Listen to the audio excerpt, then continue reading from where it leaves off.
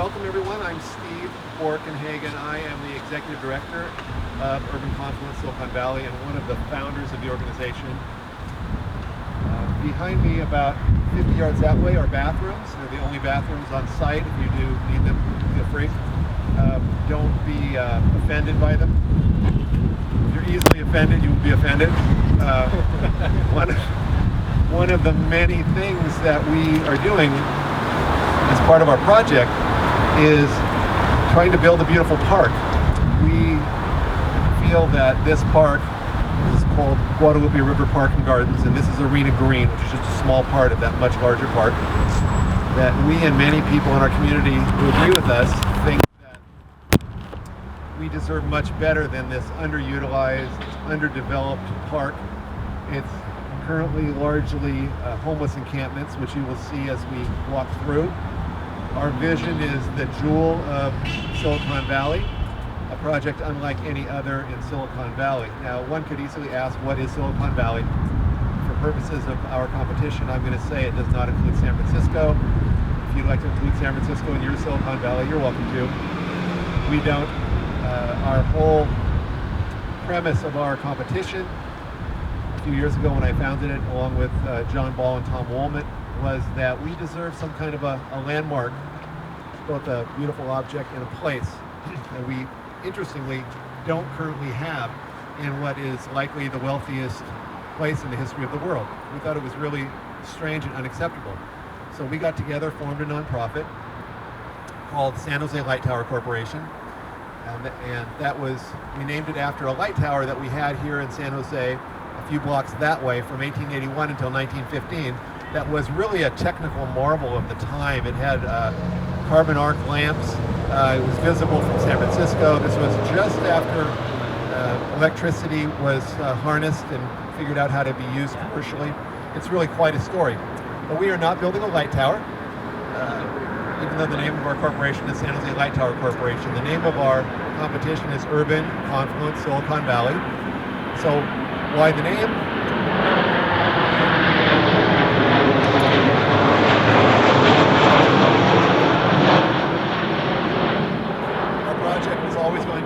Urban project. Our criterion for location was downtown San Jose. Downtown San Jose is the only gritty, true downtown in Silicon Valley. We have a beautiful opera house. We've got public buildings, city halls, county buildings, and many other things that make for a downtown. Not to say we don't have lots of great communities in Silicon Valley, we do, but there's no other truly urban center. Confluence is the confluence of Los Gatos Creek and Guadalupe River, which I'm going to show you in a moment on the tour, just to my left, and Silicon Valley part is obvious. So we started this competition. We raised about $1.5 million. We have another $1 million or so to raise this year to get to the point where we're in our capital campaign. And we've been very clear with all of you in the world that we want the most spectacular design possible. There is no maximum budget on what you're designing. We believe that a spectacular enough design will drive a successful fundraising campaign. We're fully committed to doing that. I'll tell you that those of us who are the founders and our dear friends, our immediate friends, we've all donated money and time and are fully committed to doing this. So please come with your best designs. Quick comment about where we're standing right now, and then I want to do something different today than I've done in the other site tours. I don't know if any of you have watched them, but there are a couple of other ones that you can watch online.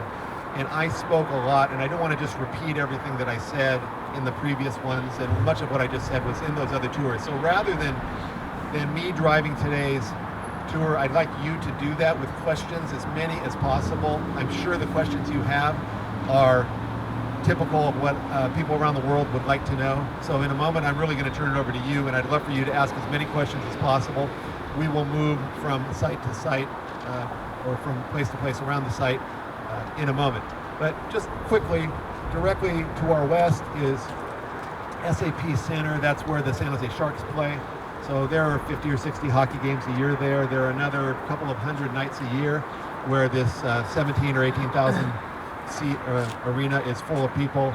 This area bustles when we have those people in there.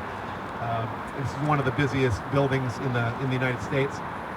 Slightly to the west and south is Gueridon Station, soon to be the one of the busiest transportation hubs in the United States. It includes Caltrain, Amtrak, light rail, buses, and high-speed rail. Should it end up being built, we'll have a station there. And maybe most importantly, there's going to be a BART station within 100 feet or 100 yards of where we're standing right now. BART will be a connector of people in the Bay Area, unlike anything we have now. Santa Clara County voted against BART, I think, in 1969, and it was probably the worst public planning decision ever made in the history of our county. Imagine if BART circled the Bay, how different our lives would be today. This BART connection will be extremely important, and will unify the South Bay and San Francisco and Oakland in a way that they've never been unified before. And if you, I was talking to a couple of my new friends from LA a moment ago about traffic, and anybody who knows traffic in urban centers, including ours, knows that driving to San Francisco and Oakland is extremely difficult, and this will really connect us up in a way that will help our site tremendously, because it's going to give access to another 5 million people or so in the Bay Area who will easily, in less than an hour, be able to get to our site. And that's important because we see our project not just as an amenity for people in San Jose and Silicon Valley, but for people in the Bay Area and really for people throughout the world. If you think about these great landmarks that exist, they're some of the great gifts that we've all as human beings received from the past. Imagine the world without Michelangelo or without the Eiffel Tower or without any other number of beautiful things that exist, and our lives wouldn't be what they are. So we're trying to give this gift to the city, which ultimately will own whatever it is that we build. So we are doing this to give this gift to the city and ultimately to the people of the world. So while we're right here, any questions? And if you do have questions, if you can come forward, I'd like you to use the microphone. Mike, do we need this to be, the questions to be on mic? Great. I have a question about the presentation boards. Is this supposed to be like a physical board? Sorry, the dog wants to say hi. Anyways, is it supposed to be, it's about 2 foot by 3 foot? Are you talking about like an actual board that I would then take a picture of and send in as a PDF? Excellent question. And everyone, please eat the mic when you're talking today so that our tape is good. Her question was about the design presentation board. Everything you submit will be electronic. You don't have to print anything. We will print the boards. So if you've studied our project, you'll know that we have a community competition panel that's going to choose up to 50 designs, and they're going to recommend them to the jury. The jury, however, will be able to look at all submittals. So if you submit, you can count on the fact that the jurors will all see your submissions. But we will be printing these 100 boards, which will be the 50 recommended designs. Each of them will have these 2 boards, but all you have to do is create it electronically. So you take your 2 boards, there's templates on our website, you copy those 2 boards into a single PDF, you submit it. It's very simple. If you have any questions, ask me later and I'll certainly help you. Also, a reminder, I am easy to find. If you call me, my cell phone number is everywhere on our website, and if you call me, I will answer the phone and I will talk to you. So don't stress about questions or think that your questions will go into a void. They will not. I will return your call. Any other questions right here? Then let's walk to the next spot. Just got a couple questions. One is, how high is SAP Center? I believe it's 117 feet at the highest. The height limit on site here that you can go in your designs is 200 feet. So visualize roughly twice as tall as SAP Center. That'll give you a sense for scale. The other question was about the high power lines behind us. There are 2 or 3 holes. The wires are up something in the neighborhood of 60 or 80 feet tall. We are hoping that all of those, that entire electrical infrastructure gets either put underground or bypasses our site. It's not going to happen soon. Whether it ends up happening before we finish construction, we have no way of knowing, so you need to consider those as being a given for now. If you look again at the train station not too far away, there's a substation right near there. And something I didn't mention in our last stop is that directly to the south is this immense Google transit-oriented village that's being developed and built. it's going to dramatically change the whole neighborhood around here. It's an integrated plan with parks and paths and commercial buildings and residential and all kinds of other things. I'm really thrilled that Google is doing this. I think it's going to be a dramatic improvement in our urban infrastructure. But the reason I bring that up is that the combination of that and BART means that the electrical demands of this area are going to go up, I'm going to guess, tenfold or something like that, meaning that I would imagine that it's going to be logical to underground all of that electrical infrastructure. But when it might happen, we have no way of knowing.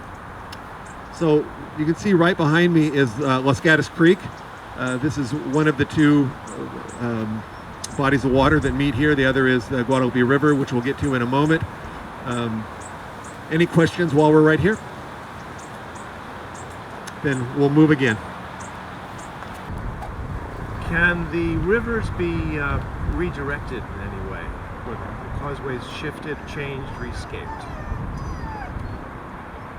The answer is no.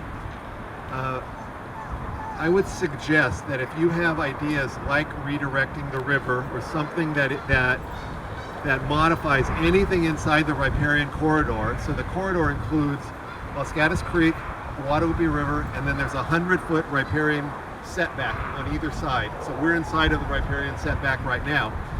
Then I would only refer to something like that in the narrative and be real clear that what you're saying is you think this would be a great idea, but you understand that there are constraints that prevent it. So at least you could express your idea, but also acknowledge that at this point we don't have the permission to do that. Question? These bridges, can the bridges be included in the design? And Question is about bridges in the design. There is currently a bridge from where we are, which is Arena Green West, to Confluence Point. There is no bridge from Confluence Point to Arena Green East. One was part of the original design, but ended up not ever being built. Any kind of bridges are acceptable in the design, but you would want to only have your footings outside of the riparian corridor, not inside of the riparian corridor. So bridges, towers, catwalks, whatever it might be that span both the creek and the river, or as we get slightly farther to the north, once you're at Confluence Point, there's one river instead of two. But yes, that's totally acceptable to do. this bridge has to stay? And the existing bridge will stay, yes. Now again, this is an example where if you had a strong idea, you might include it in the narrative, but not in the design. Or what you also could do is send me a written question, and I will share it with my counterparts at the City of San Jose and get a written design and put it under the frequently asked questions category on the website. Yes? With regard to electrical power, how hard is this notion that it should require zero power input? Excellent question. It has to do with being net zero. This thing needs to be net zero. We're serious about it. So you've got to come up with ways to generate energy. Now, we don't expect you in phase one to be a designer who has deep knowledge of how to generate electricity that's appropriate for whatever your design is. So you can do that in a really simple way. I'm not going to tell you how to draw it, and I actually haven't thought about this up until this point, but you need to have in your narrative and in your design the ability to generate the amount of energy that you expect, at least order of magnitude, that your whole design is going to require to operate.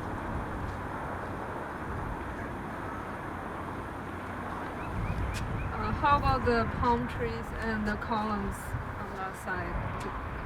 Question about the palm trees. Palm trees can be removed, but we would only want you to do that if it was really important. The palm trees are beautiful and people love them, but if you wanted to, or if your design requires their elimination, that's acceptable. Just to take a moment on trees in general, there are hundreds of trees on site.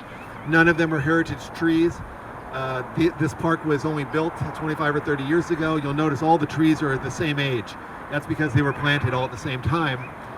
And this used to be a used car lot. So this is not some redwood forest that we're intruding into. So the trees are changeable, and if one's design ended up causing removal of some or all of the trees, we would end up negotiating with the city of San Jose to replace those trees at some agreed upon ratio of probably 3-to-1 or 4-to-1, and that would be done farther on in the competition. But you are welcome to eliminate the trees, including the palm trees, in your design. I had a question about the lighting, that there should be lighting included in the design, but it's not supposed to intrude on the water, and yeah, just more clarification on that. Question about lighting, what can and cannot be done. We engaged a lighting expert, Brian Orter, who did wrote a report that is on our website. It's part of your required reading along with a biology report. These are constraints that you must understand, because if you don't, you run the risk of including elements that would clearly not be acceptable based on these professional reports. So again, we had biologists and lighting experts study the site and give you the criteria necessary so that you know what is and is not acceptable.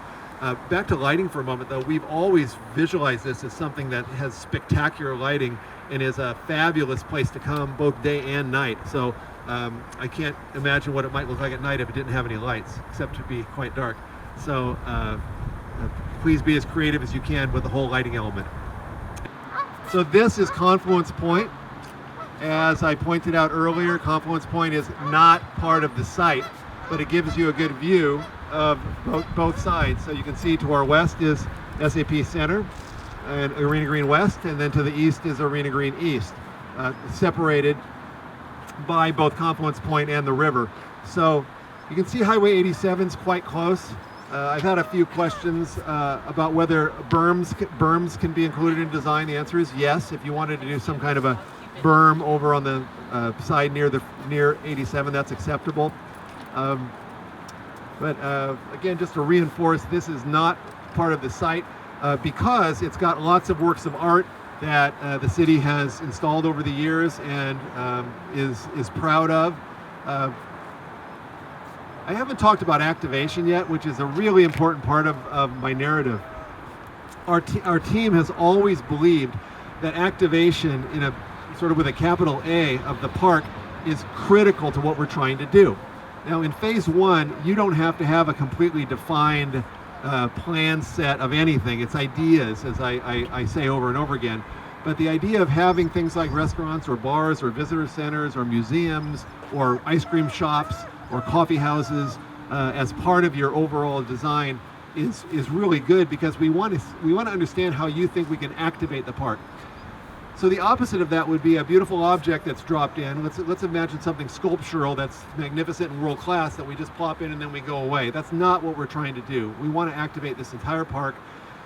We want it to end up being a real sparkling gem place that we would all want to go to on a regular basis. So if you think about what those places look like, they're typically activated, whether it's the area around the Eiffel Tower or around the Space Needle or pretty much anywhere else where you go to these beautiful urban places. Any questions while we're here? Steven, so this piece of pizza, this pie, is off limits. It stays the way it is from street to point. Yes, to reemphasize, he called it a slice of pie. It is like a slice of pie. It's a triangular, and it cannot be touched. Although, again, I'll say at the end, our partner is at the city. If somebody had an idea of how to do something here that would make the park and the city better, I'm sure they would listen to us, but do not include that in your design. Maybe mention something in your narrative if you wanted to. And again, just be clear that you understand the constraints of the competition so that you're not putting something in your design that we've clearly stated cannot be included, and that includes Confluence Point. So with that, another question? What about any structural supports on this point, since it's an incredibly long span? Great question. The span from east to west is long. No footings of any kind, no structural support can be in Confluence Point.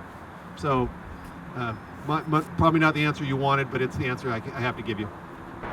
I stopped here to tell you a little bit about the river, and people are often surprised about a number of things about this river. So we had a huge flood, I think it was in the early 90s.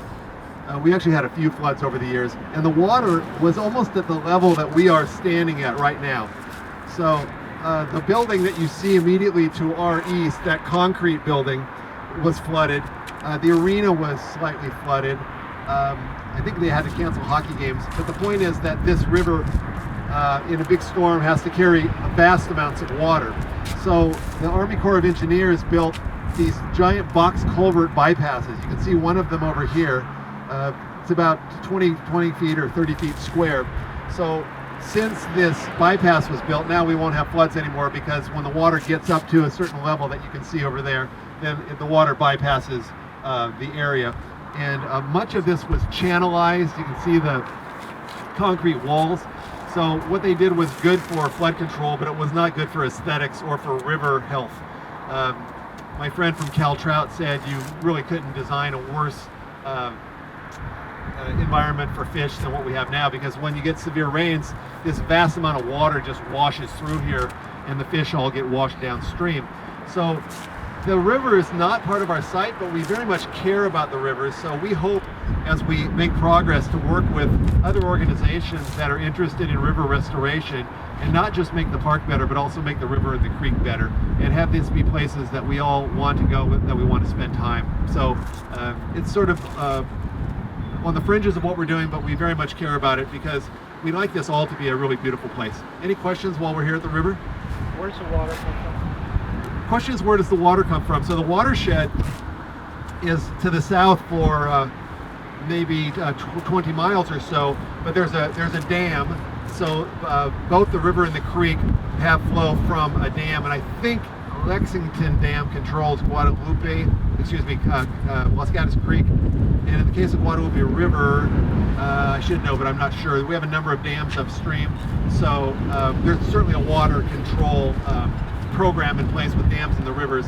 I'm not an expert on it, but suffice it to say that the watershed is to the south, and there are dams that are relevant to the water flow. But I can tell you all, if there's ever, especially if you live around here, if there's ever a really great storm, it's really something to see these rivers raging, because you look at them and they seem quite benign, but they're really intense in big storms. Also, there are steelhead, there are trout, there were beavers close by not long ago. You see duck and geese and egrets. Nature is powerful. It's amazing how animals and plants can deal with urban environments, and so we hope to make this environment better. Any other questions before we move? So this has been built by the Army Corps of Engineers, and what is that structure? So he was pointing at some concrete down in and near the river. I think the structure that he's pointing at is part of this bypass box culvert, and there are some terraced areas down right next to the river. There's a path that goes underneath Santa Clara Street, which is where we're standing right now, but there are multiple paths that need to stay on both sides of the river that allow cyclists and pedestrians and other people to walk and run and bike and such close by.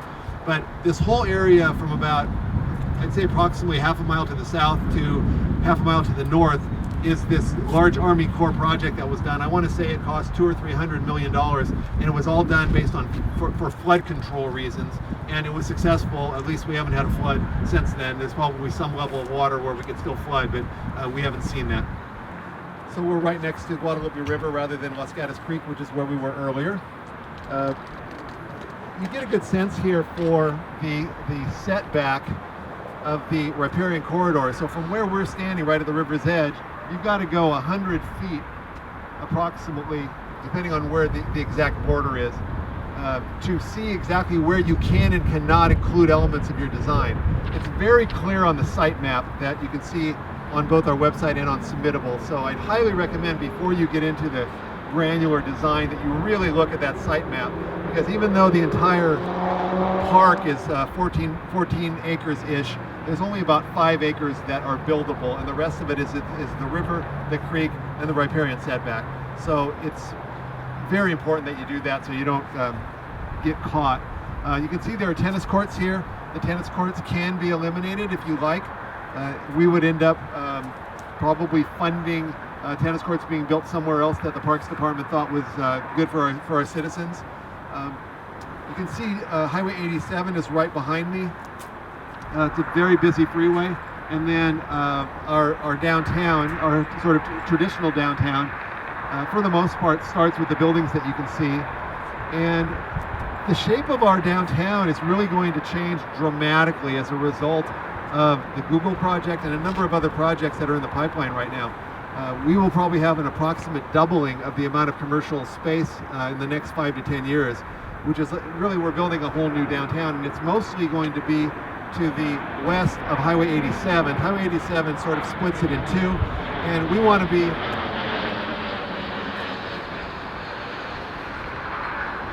You'll notice that the airplanes are virtually overhead, almost exactly overhead right here. So this would be the where the buildings would have to be the lowest, because it's right where the planes fly. But we see our project as being the soul of this community and sort of the cherry on top of this new sundae that we're building. Commercial development is fabulous. It creates jobs. I'm confident Google is going to create a lot of beautiful stuff. But our project is slightly different. It's 100% outward facing to the public. It's going to be owned by everyone, and we hope it causes everyone's lives to be better.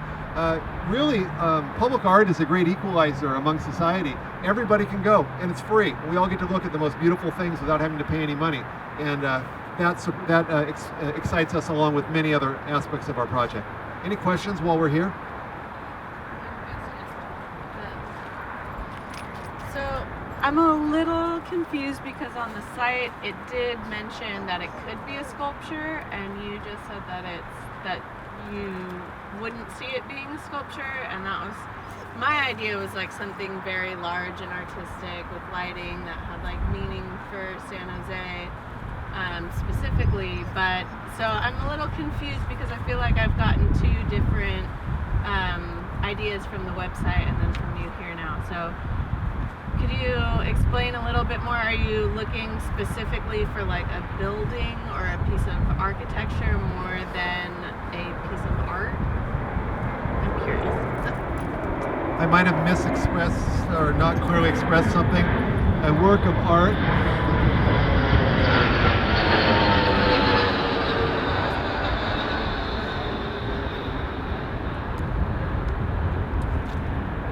Artistic sculptural designs are clearly what we are looking for. We are looking for sculpture. We are looking for art.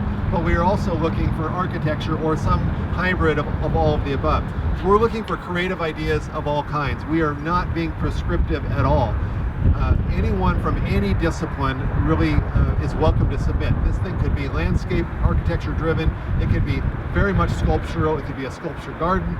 It could be some other kind of artistic project. It could be wind related, water related, architecturally driven. It could be buildings of some kind, but not commercial buildings, to be clear. We are not looking for an office or a hotel to be built here. This is a public art project that could take any number of forms, but not commercial buildings. Is it possible for more than one design to be picked if they don't interfere with each other? That's really a great question. What we're going to do if we have designs that are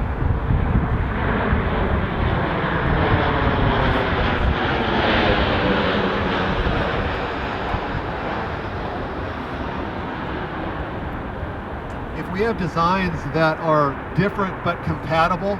A good example might be some very large architectural object and then a series of smaller sculptures. And then a third one might be a landscape idea that's world-class and dramatic.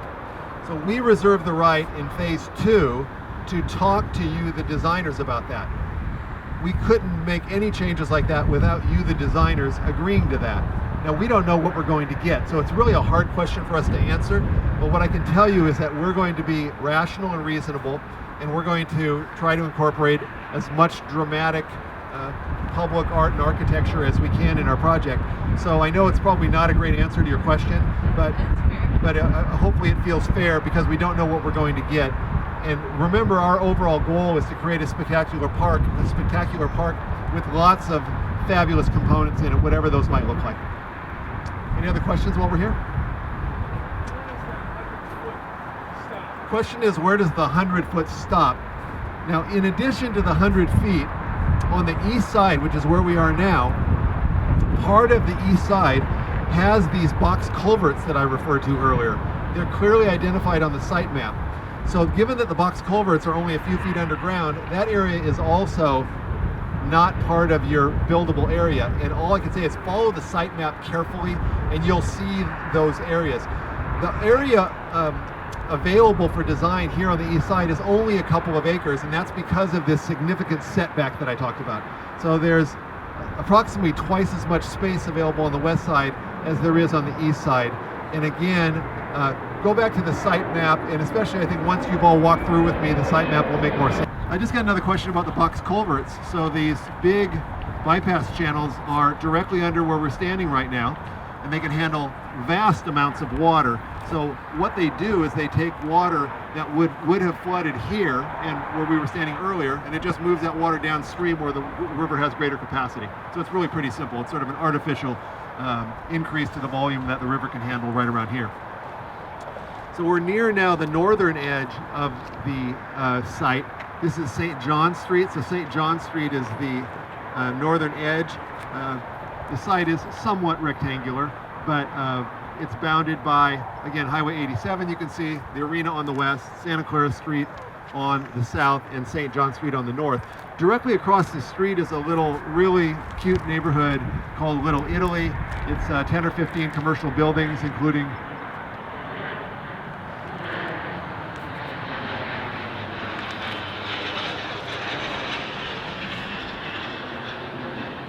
It's interesting how some planes are much quieter than others. But this little neighborhood called Little Italy includes restaurants, cafes, and other commercial uses, along with a couple of private homes. They've done very well. We're really happy to have them as partners. But our site does not include the area across the street, which is just behind Little Italy. In addition to Google's immense development to the south, all of these buildings and areas you see to the north are also going to be developed. Google owns some of them and other developers others. There are already some very large developments there happening. I'd be remiss not to mention some other really critical improvements in our downtown that are happening right now. If you look, you can see the Adobe logo on that building. That's Adobe's world headquarters. Adobe is the only really large tech company to have its headquarters in downtown. We've got some other smaller ones that are now coming in, which is excellent for business. But where you see that crane, Adobe is building another approximately, I think, 1 million square feet in that new building.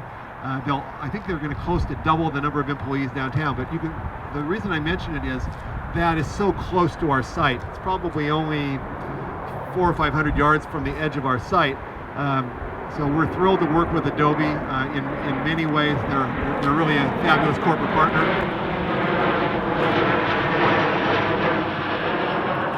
Also, Jay Paul, a large developer who's generously donated $100,000 to our project, is building slightly farther away from that. They're building a couple of projects combined. It's more than a whole city block, but this is a great advancement for our downtown. I've been doing business here for over 40 years, and this is the best period we've ever had as far as urban improvement is concerned, and I'm personally thrilled by it. I live downtown, I work downtown, I raised my family here, and I love where we're going, where we're, I might say we're finally building a real city after all these years. Any questions right now? The bicycle path that needs to stay connected, is it this one or is it the one on the other side? And where's the boundary? Where are the boundaries over there, please? Excellent question about these bike paths.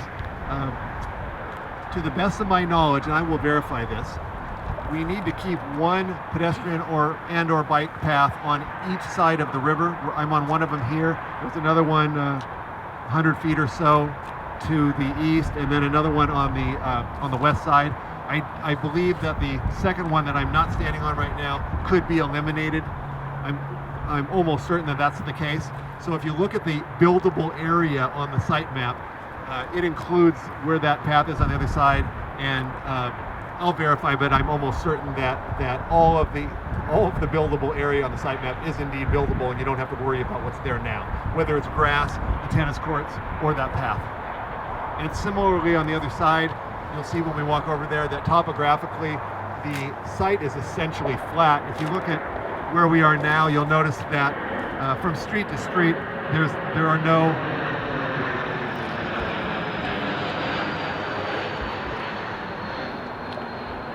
from Santa Clara Street to St. John Street, there are no significant elevation changes. It's essentially flat.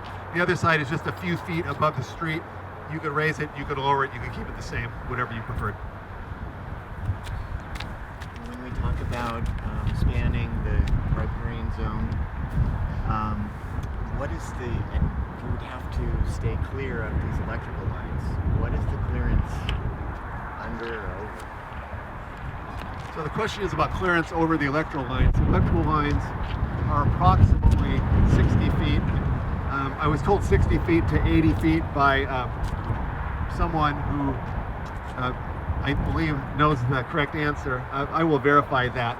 But keeping in mind that you can go to 200 feet, clearly you can go over all the electrical lines. As far as going under them, I actually personally don't know the code and what it would look like to have structures go underneath those wires. So I'm going to have to plead ignorance on that one. If it matters to any of you, please send me an email and I will answer it in the FAQ section of the website. Does that answer your question? Yeah. Do you have a sense of how high these wires are? Yeah, 60 to 80 feet. Oh, 60 to 80 with the arena being a little over 100 and with our height limit being about 200. But we don't know if there's some airspace, clearance. That's a very good question. Is there airspace clearance necessary above the high power lines? I will research that.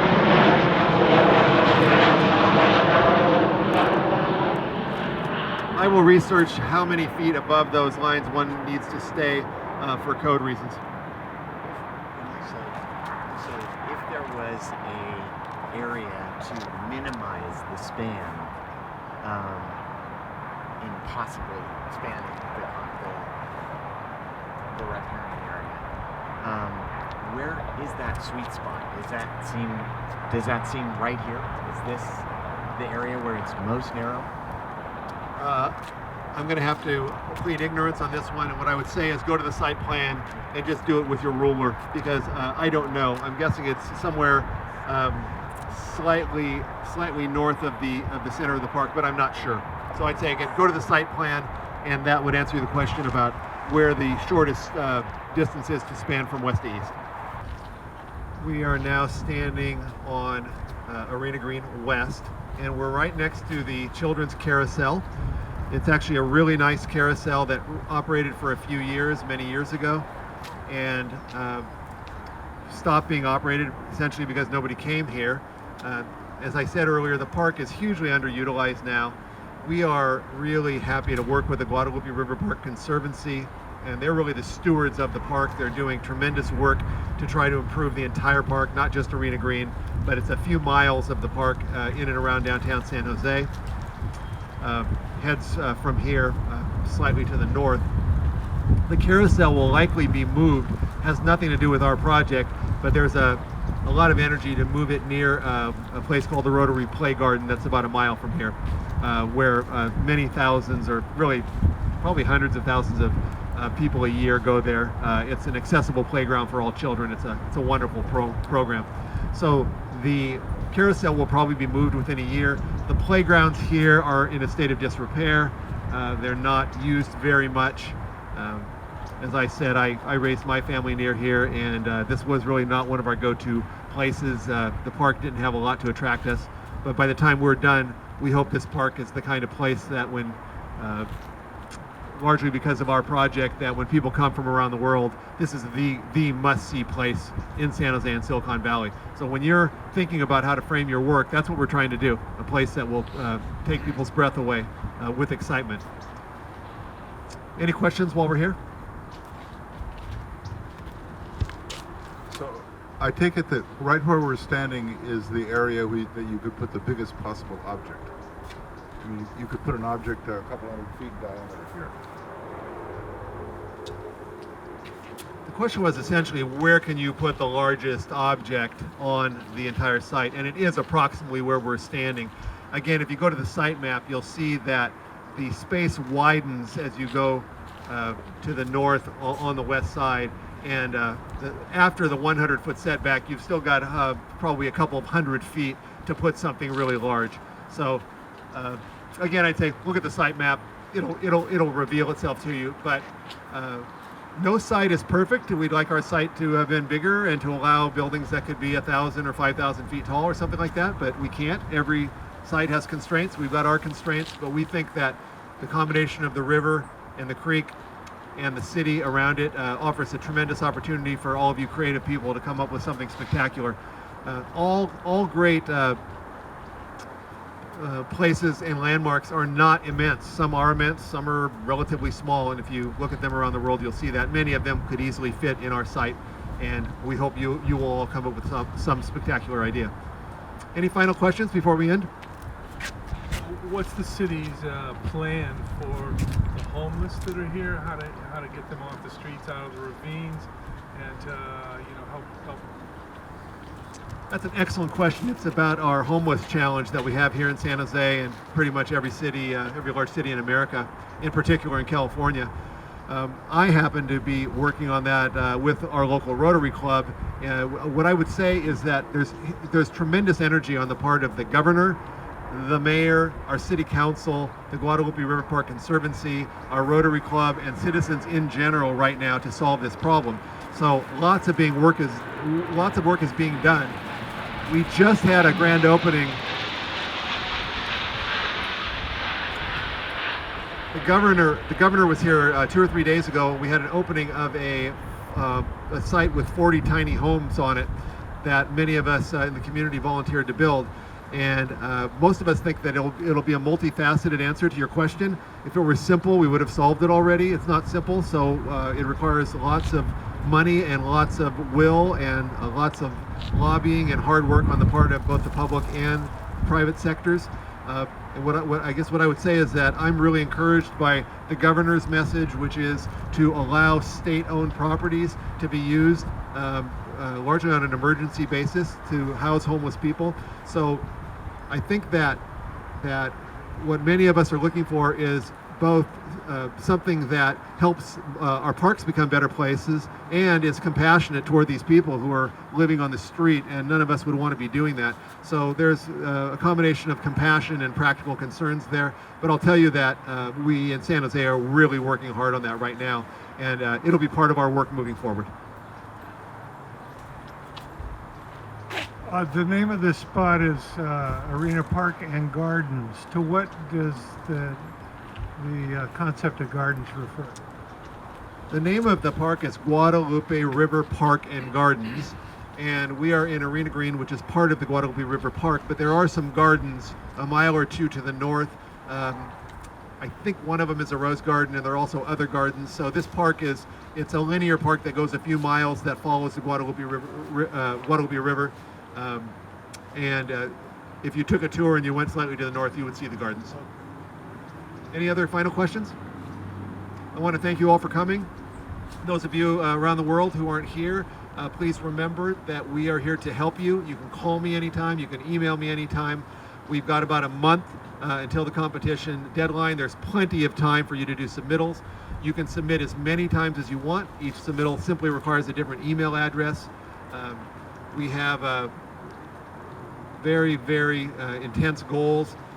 Please don't be constrained. Only your imagination limits what you can submit, and thank you all for coming. Thanks.